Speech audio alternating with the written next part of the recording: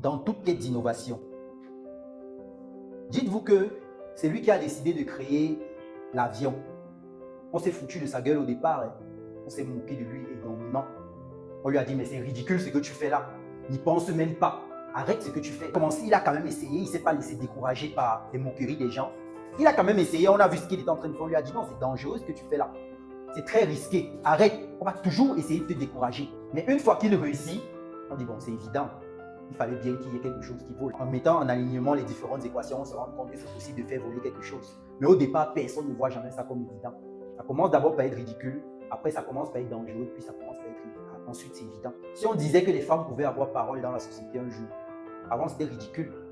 On disait que les femmes, c'est faire les enfants et rester dans les foyers. Les femmes n'avaient pas de droit de vote, les femmes elles n'avaient le droit à rien.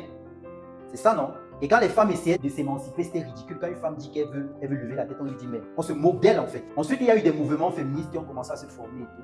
On leur a dit, c'est dangereux ce que vous faites, les hommes vont vous mettre une gifle. Restez un peu à vos places. Elles ont persévéré et puis, au final, c'est évident que les femmes doivent avoir les mêmes droits que les hommes.